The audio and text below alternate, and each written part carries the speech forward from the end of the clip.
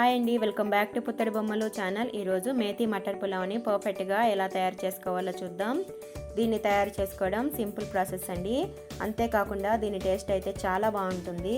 ఇది మనకి healthy food కూడా. ఇంకా లేట్ చేయకుండా వీడియోలోకి వెళ్ళి ప్రాసెస్ ఏందో చూద్దాం పదండి. దీనికోసం ముందుగా మనం బియ్యం నానబెట్టుకోవాలి. నేను టీ గ్లాస్ తోటి 3 గ్లాసులు బియ్యాన్ని తీసుకున్నాను. ఈ బియ్యాన్ని శుభ్రంగా 2 సార్లు కడిగి అరగంట సేపు నానబెట్టుకోవాలి. తర్వాత స్టవ్ ఆన్ చేసుకొని కళాయి పెట్టుకొని 2 టేబుల్ స్పూన్ల నెయ్యిని వేసుకోవాలి. నెయ్యి ఇష్టం లేని వాళ్ళు ఆయిల్ కూడా యూజ్ చేయవచ్చు. నెయ్యి బాగా కాగిన తర్వాత ఒక బిర్యానీ ఆకు, 2 యాలకులు, 4 లవంగాలు, దాల్చిన చెక్క వేసుకొని లైట్గా ఫ్రై చేసుకోవాలి. ఈ ఫ్రై అయిపోయిన తర్వాత 2 పచ్చిమిరపకాయలు, 1 ఉల్లిపాయ సన్నగా తరిగి వేసుకోవాలి. ఈ ఉల్లిపాయలు బ్రౌన్ కలర్ వచ్చేంత వరకు కూడా ఫ్రై చేసుకోవాలి. ఇవి వేగిపోయిన తర్వాత 1 టేబుల్ స్పూన్ అల్లం వెల్లుల్లి పేస్ట్ వేసుకొని పచ్చివాసన పోయేంత వరకు వేయించుకోవాలి.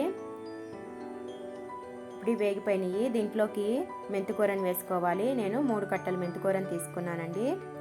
ఈ మెంతికూర అనేది పచ్చివాసన లేకుండా పూర్తిగా ఫ్రై చేసుకోవాలి, లేకపోతే మనకి చేదుగా తగులుతూ ఉంటుంది.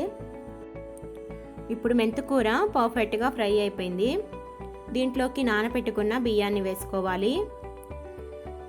ఈ బియ్యంలోని తడి పూర్తిగా డ్రై అయ్యేంత వరకు కూడా మంటని లో ఫ్లేమ్లో పెట్టుకొని ఈ బియ్యాన్ని ఫ్రై చేసుకోవాలి.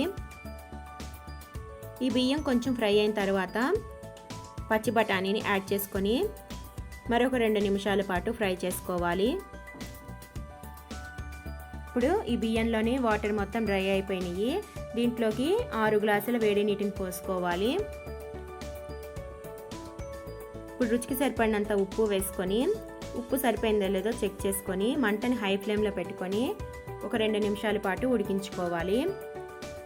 ఇవి బాగా ఉడుకు పట్టిన తర్వాత మంటని సిమ్లో పెట్టుకొని మూత పెట్టి 10 నిమిషాల పాటు ఉడికించుకుంటే మనకి పర్ఫెక్ట్గా ఉండే మేతి మటర్ పులావ్ రెడీ అయిపోతుంది. చూసారు కదండి, మేతి మటర్ పులావ్ని చాలా సింపుల్గా ఎలా తయారు చేసుకోవాలో. దీని ఫ్లేవర్ అయితే అదిరిపోయిందండి. టేస్ట్ అయితే చాలా బాగుంది. దీనికి పర్ఫెక్ట్ కాంబినేషన్ రైతా అయితే చాలా బాగుంటుంది. ఇంట్లో మీరు కూడా తప్పకుండా ఒకసారి ట్రై చేసి చూడండి. మరిన్ని వీడియోస్ కోసం నా ఛానల్ని సబ్స్క్రైబ్ చేసుకోవడం మర్చిపోమాకండి. Thank you.